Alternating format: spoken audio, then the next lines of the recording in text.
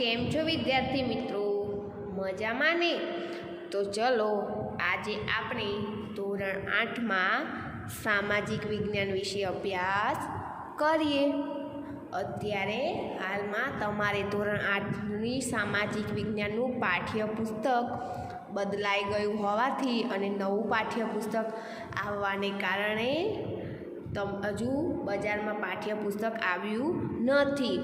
એના કારણે આપણે આજે ફોનમાં PDF દ્વારા અભ્યાસ કરીશું. તો દરેક વિદ્યાર્થીને તમારી પાસે મેં PDF નાખી દીધી છે. અગાઉ મેં તમારા ફોનમાં PDF મોકલી આપેલ છે. તો આજે આપણે એના દ્વારા અભ્યાસ કરીશું. તો આપણે એમાં પાઠ નંબર 1 વિશે અભ્યાસ કરીશું. એનું નામ છે ભારતમાં યુરોપિયનો અને અંગ્રેજી શાસનની સ્થાપના. નામ શું છે? પાઠ નંબર 1 ભારતમાં યુરોપિયનો અને અંગ્રેજી શાસનની સ્થાપના. તો ચલો આજે આપણે એમાં અભ્યાસ કરીશું. સદીઓથી ભારતમાં વિશ્વભરમાંથી પ્રજાતિઓ, વેપારીઓ, યાત્રીઓ આવતા રહ્યા છે. ભારત હંમેશા વિશ્વના આકર્ષણનું કેન્દ્ર રહ્યું છે. શું રહ્યું છે? ભારત હંમેશા વિશ્વના આકર્ષણનું કેન્દ્ર રહ્યું છે. તેના કારણોમાં મુખ્યત્વે ભારતની આર્થિક સમૃદ્ધિ રહેલી છે. શું રહેલું છે? ભારતની આર્થિક સમૃદ્ધિ રહેલી છે. પ્રાચીન કાળથી હડપ્પીય સભ્યતાથી. શાનાથી? તો કે પ્રાચીન કાળથી હડપ્પીય સભ્યતાથી વિશ્વના વિભિન્ન ભાગો સાથે ભારતનો વાણિજ્યક અને સાંસ્કૃતિક સંબંધ રહ્યો છે. ઈસવીસનની 15મી સદીમાં યુરોપમાં નોંધપાત્ર સામાજિક અને ધાર્મિક પરિવર્તનો થયા. શું થયું? સામાજિક અને ધાર્મિક પરિવર્તનો થયા, જેને આપણે નવજાગૃતિ તરીકે ઓળખીએ છીએ. આ પ્રશ્ન તમને પૂછાઈ શકે કે નવજાગૃતિ તરીકે કોને ઓળખાય? તો આપણે જવાબમાં લખી શકીએ કે ઈસવીસનની 15મી સદીમાં યુરોપમાં નોંધપાત્ર સામાજિક અને ધાર્મિક પરિવર્તનો થયા, જેને આપણે નવજાગૃતિ તરીકે ઓળખીએ છીએ. આ પ્રશ્ન તમને પરીક્ષામાં પૂછાઈ શકે. આ નવજાગૃતિ કાળને અને ભારતના ઇતિહાસને કોઈ સંબંધ ખરો? આ કારણ તપાસવા આપણે ભારતમાં 15મી સદીથી જ શા માટે યુરોપિયનો આવ્યા તે સમજવાનો પ્રયત્ન કરીશું.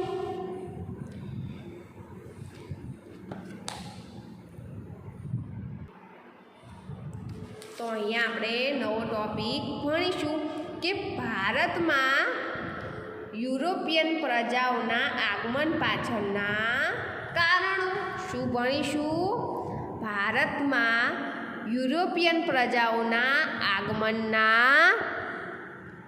આગમન પાછળના કારણો વિશે આપણે અભ્યાસ કરીશું.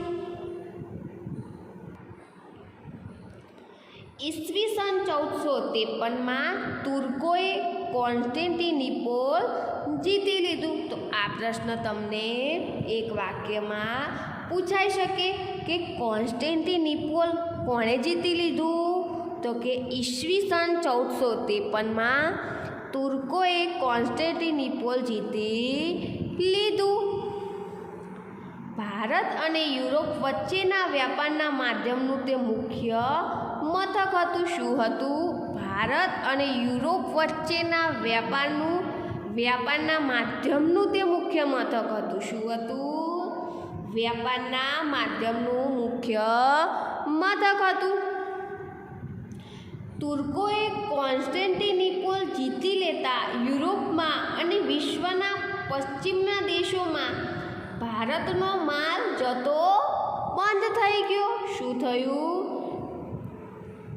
કે તુર્કોએ કોન્સ્ટેન્ટિનોપલ જીતી લેતા યુરોપમાં અને વિશ્વના પશ્ચિમના દેશોમાં, શામાં? યુરોપના અને વિશ્વના પશ્ચિમના દેશોમાં ભારતનો માલ જથ્થો બંધ થઈ ગયો. યુરોપવાસીઓને ભારતના મરી મસાલાની તાતી જરૂરિયાત રહેતી. શું રહેતું? યુરોપવાસીઓને ભારતના મરી મસાલાની તાતી જરૂરિયાત રહેતી. તે વસ્તુઓ મળતી બંધ થઈ ગઈ. ભારતમાંથી સુતરાઉ કાપડ, રેશમી કાપડ, મરી મસાલા, તેજાના, ગળી, સુરોખાર, ઇમારતી લાકડા, અફીણ બહુ જ મોટા પ્રમાણમાં યુરોપમાં નિકાસ થતા. યુરોપની પ્રજા મહદઅંશે માંસાહારી હોય માંસ સાચવવા ભારતીય મરી મસાલાની ખૂબ આવશ્યકતા હતી. યુરોપની પ્રજા કેવી હતી? યુરોપની પ્રજા માંસાહારી હતી. તો એ માંસાહારી પ્રજા હોવાને કારણે તેમને પોતાનું માંસ સાચવવા ભારતના જે મરી મસાલા હતા એની એમને જરૂરિયાત રહેતી. શું રહેતું? તે મરી મસાલાની તેમની ખૂબ આવશ્યકતા હતી. વળી સુતરાઉ કાપડ પણ એટલું આવશ્યક હતું. શું હતું? તેઓને ભારતનું સુતરાઉ કાપડ પણ એટલું જ આવશ્યક હતું. પરિણામે યુરોપિયન પ્રજાએ જમીન માર્ગે થતો વ્યાપાર બંધ થતાં નવા જળમાર્ગો શોધીને ભારત સુધી પહોંચવાનો પ્રયત્ન આદર્યો. શું કર્યું તેમણે? યુરોપિયન પ્રજાએ જમીન માર્ગ થતો વ્યાપાર બંધ થતાં નવા જળમાર્ગો શોધીને ભારત સુધી પહોંચવાનો પ્રયત્ન કર્યો. હવે ભારતમાં યુરોપિયન પ્રજાનું આગમન. શું અભ્યાસ કરીશું? ભારતમાં યુરોપિયન પ્રજાનું આગમન. આપણે ઉપર જોયું તેમ ભારતમાં યુરોપિયનોનું આવવાનું કારણ વ્યાપાર હતું. શું હતું? ભારતમાં યુરોપિયનોનું આવવાનું કારણ વ્યાપાર હતું.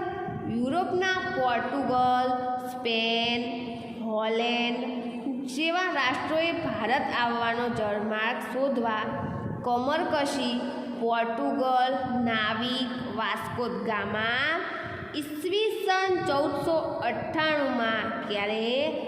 ઈસવીસન 1498માં કાલિટ ખાતે ઈસવીસન 1498માં કાલિટ ખાતે આવી પહોંચ્યા અને ભારતમાં પ્રજાનું આગમન શરૂ થયું. તો તમને એવો પ્રશ્ન પૂછાય કે યુરોપિયન પ્રજાનું આગમન ક્યારે શરૂ થયું? તો યુરોપિયન પ્રજાનું આગમન 1498માં શરૂ થયું. પોર્ટુગલથી આફ્રિકા અને આફ્રિકાથી ભારત આવવાનો નવો જળમાર્ગ શોધી કાઢ્યો. એમણે શું કર્યું? પોર્ટુગલથી ભારત આવવાનો, પોર્ટુગલથી આફ્રિકા અને આફ્રિકાથી ભારત આવવાનો નવો જળમાર્ગ એમણે શોધી કાઢ્યો.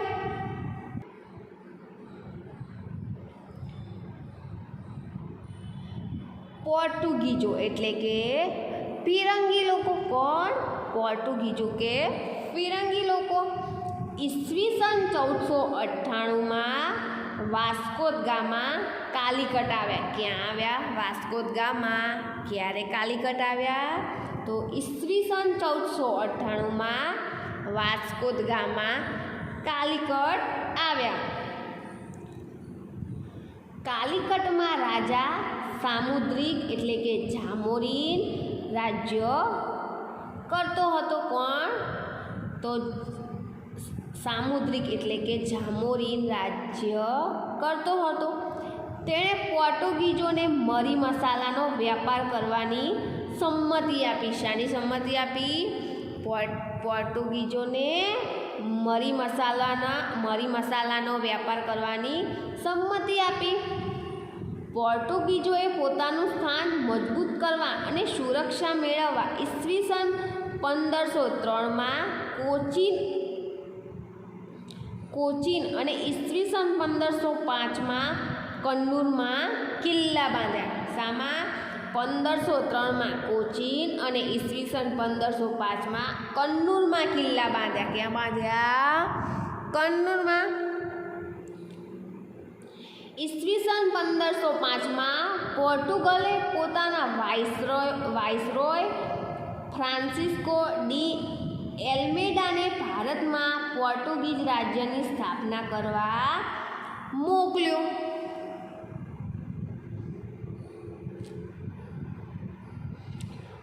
તેના પછી આવેલા વાઇસરો અલ્ફાન્જો ડી આલ્બુકર્કે ગોવા સહિત કેટલાક બંદરો જીતી લઈ ભારતમાં પોર્ટુગીઝ રાજ્યની સ્થાપના કરી.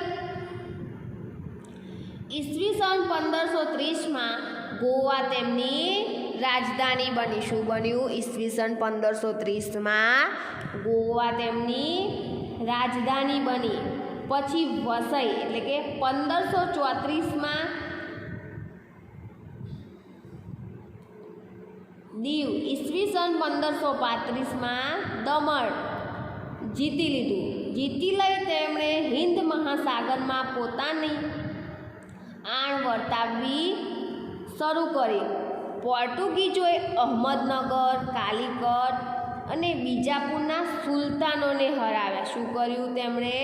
પોર્ટુગીઝોએ અહમદનગર, કાલિકટ અને બીજાપુરના સુલતાનોને હરાવ્યા.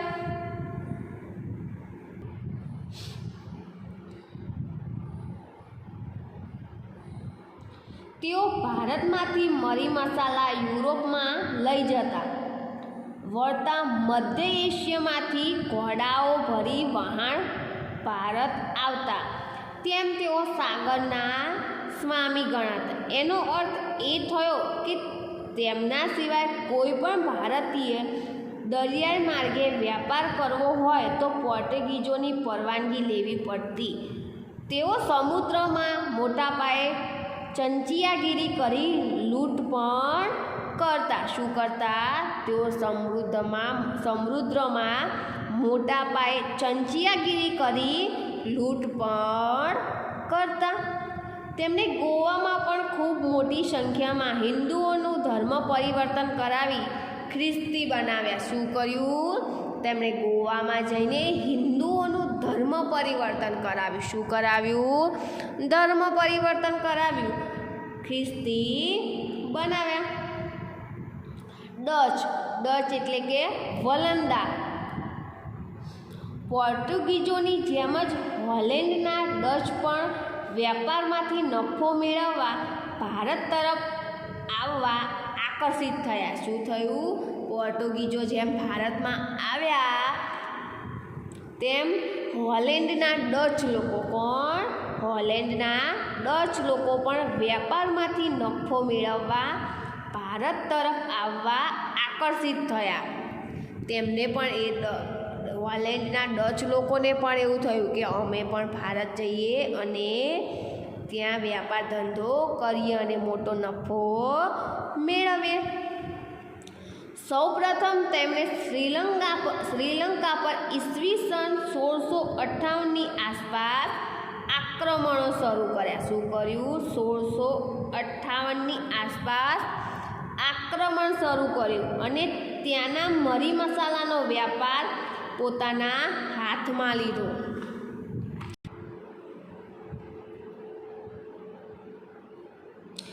તેમણે બંગાળમાં ઈસવીસન 1632, મલબારના વિસ્તારમાં ઈસવીસન 1650 પોતાનો વ્યાપાર જમાવ્યો. તેમણે ગોલકાડાના શાસકો પાસેથી ફરમાન મેળવી મછલીપટ્ટમમાં પોતાનું સ્થાન જમાવ્યું.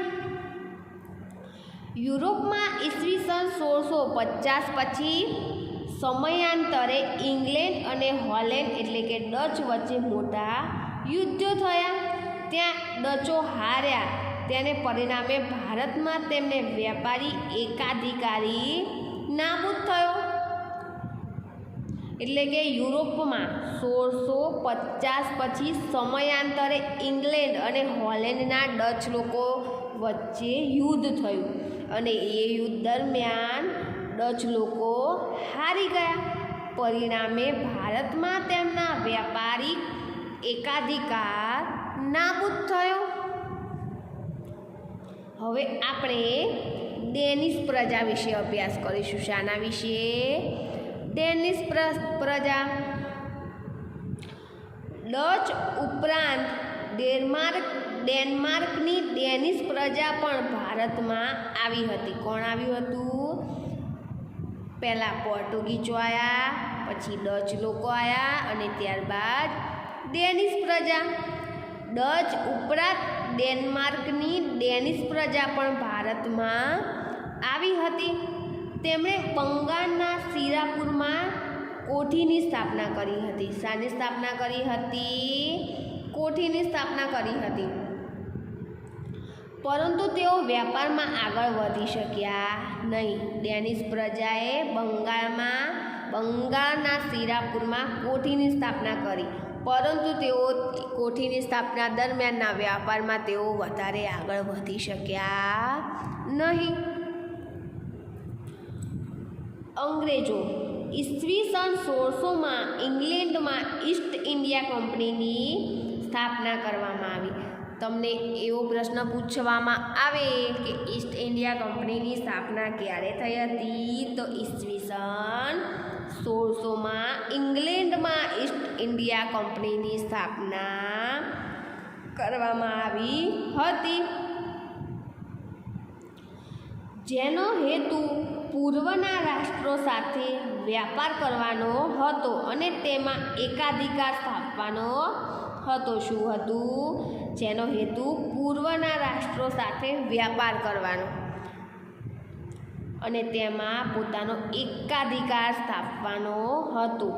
1613માં અંગ્રેજોએ જહાંગીર પાસેથી ફરમાન લઈ સુરત ખાતે પોતાની પ્રથમ કોઠી સ્થાપી હતી. ટોમસ રોયે એટલે કે ઈસવીસન 1615માં જહાંગીર પાસેથી ભારતમાં વ્યાપાર કરવાની પરવાનગી મેળવી. બાલાસોર ઈસવીસન 1633માં પણ તેમણે વ્યાપારી કંપની શરૂ કરી અને ઈસવીસન 1651માં હુગલી નદીના કિનારે વ્યાપારી કોઠીની સ્થાપના કરી.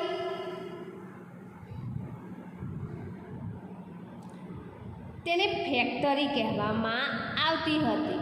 ફેક્ટરીમાં ગોદામ હતું. શું હતું? ફેક્ટરીમાં ગોદામ હતું, જેમાં કંપનીના અધિકારીઓ બેસતા.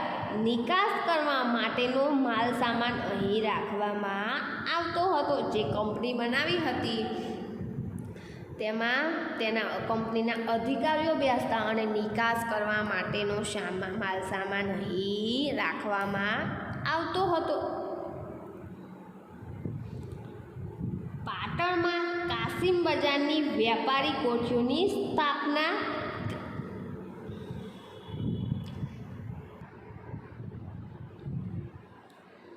પાટણમાં કાસિમ બજારની વ્યાપારી કોઠીઓ સ્થાપી.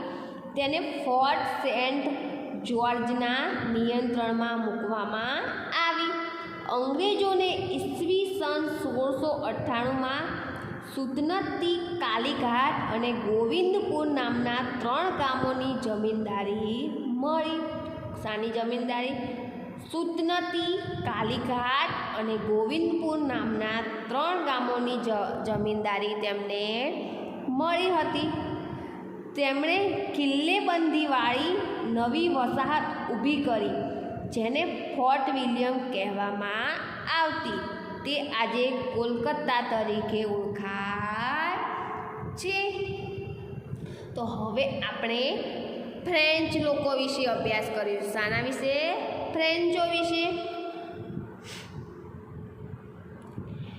ઈસવીસન 1639માં ફ્રેન્કો માર્ટિન નામના ફ્રેન્ચ અધિકારીએ ચંદ્રગિરિના રાજા પાસેથી મદ્રાસ એટલે કે ચેન્નઈને પટ્ટે લઈ કોઠી સ્થાપી હતી. ક્યાં કોઠી સ્થાપી હતી?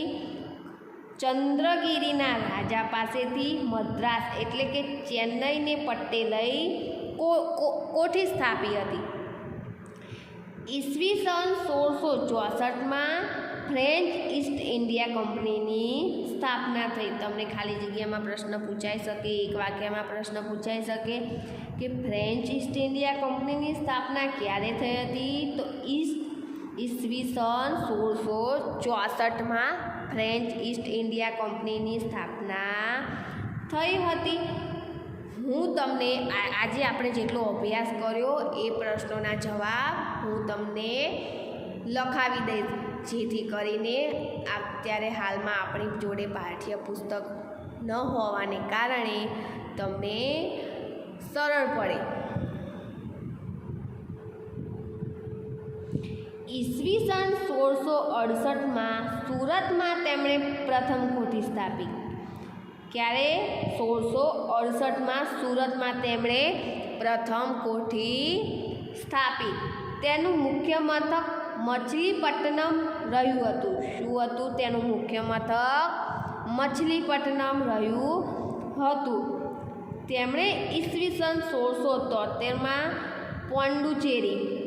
પોંડુચેરીની સ્થાપના કરી હતી. પોંડુચેરીની સ્થાપના ક્યારે થઈ હતી? તો ઈસવીસન 1673માં. યુરોપમાં ડચ અને ફ્રેન્ચ રાજ્યો વચ્ચે લડાતા યુદ્ધોની અસર ભારત પર પણ પડી. અંગ્રેજોએ ડચોને ફ્રેન્ચો વિરુદ્ધ સમર્થન આપતા ફ્રેન્ચો પાછા પડ્યા. શાના કારણે? અંગ્રેજોએ ડચોને ફ્રેન્ચો વિરુદ્ધ સમર્થન આપતા ફ્રેન્ચ લોકો પાછા પડ્યા. તેમણે ઈસવીસન 1739માં કારીકલ પર અંકુશ સ્થાપી દક્ષિણમાં મોટા પાયે વ્યાપારી પ્રવૃત્તિઓ શરૂ કરી.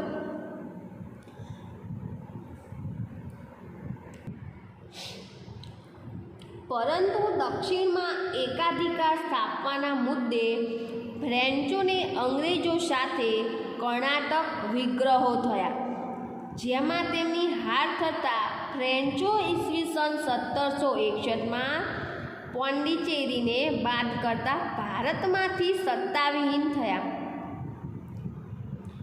પોંડિચેરીમાં પણ તેઓને કિલ્લીબંધી કરવાની મનાઈ હતી. તો અત્યારે આપણે આટલો અભ્યાસ કર્યો. આપણે જે આજે આટલો અભ્યાસ કર્યો એના પ્રશ્નના જવાબ હું તમને લખીને મોકલી દઈશ. એટલે તમારે જ્યારે વિડીયો આવશે આજનો એની સાથે સાથે તમારે પ્રશ્નોના જવાબ પણ હું લખીને મોકલીશ, જેથી તમારી પાસે આપણી પાસે અત્યારે પાઠ્યપુસ્તક ન હોવાને કારણે તમને વાંચવામાં સરળ પડે. તો દરેક વિદ્યાર્થી મિત્રો, હું તમને જે પ્રશ્નના જવાબ લખીને મોકલું તે તમે સામાજિક વિજ્ઞાન વિષયનો ચોપડો તમારે બનાવવાનો રહેશે અને એ પ્રશ્નના જવાબ તમારે તમારા ચોપડામાં લખવાના રહેશે.